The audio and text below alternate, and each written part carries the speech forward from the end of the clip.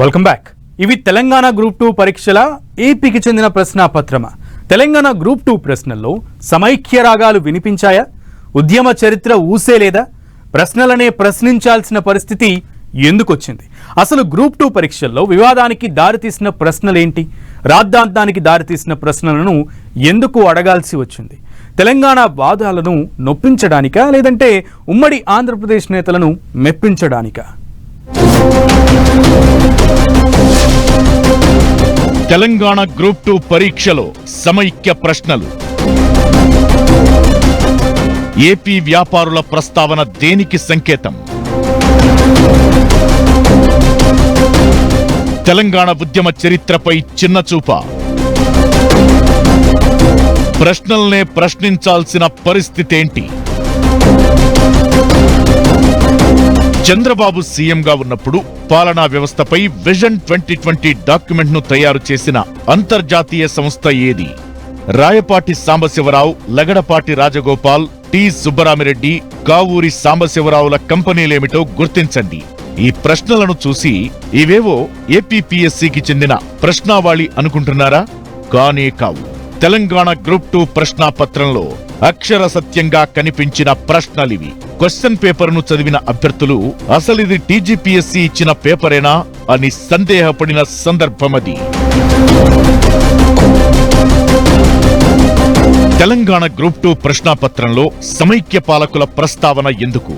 ఎన్టీఆర్ పాలన వంటి అంశాలపై అడగాల్సిన అవసరమేంటి? ఇప్పుడివే ప్రశ్నలు టీజీపీఎస్సీని సంధిస్తుంది తెలంగాణ సమాజం.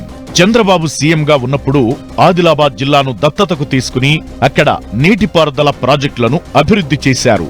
శ్రీశైలం రిజర్వాయర్ నుంచి సుమారు 190 టీఎంసీల నీటిని ప్రకాశం జిల్లాకు తరలించే ప్రయత్నం చేశారని ప్రశ్నలను ఇచ్చి ఇందులో ఏవి సరైనవో గుర్తించండని అడిగారు. ఈ ప్రశ్నలిప్పుడు తెలంగాణ వాదులకు ఆగ్రహాన్ని తెప్పిస్తుంది.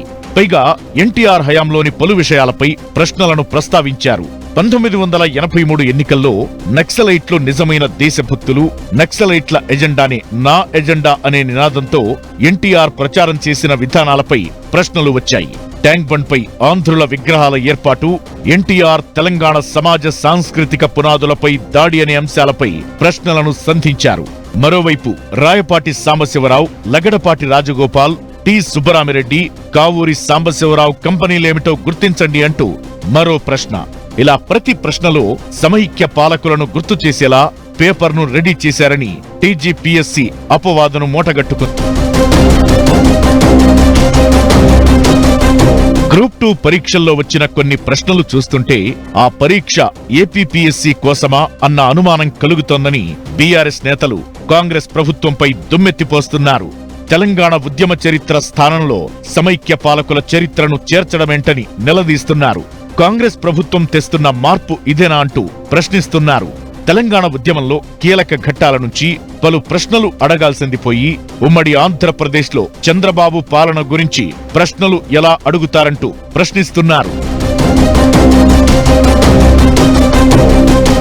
సీఎం రేవంత్ రెడ్డి గతంలో టీడీపీలో కీలక నేతగా ఉండేవారు. ఇప్పుడు ఆయన హయాంలో జరిగిన పరీక్షల్లో టీడీపీ పాలనకు సంబంధించి ఆ పార్టీకి చెందిన ముఖ్య నేతలపై ప్రశ్నలు రావడంతో ఎవరిని మెప్పించడానికి అంటూ తెలంగాణ వాదులు నిలదీస్తున్నారు.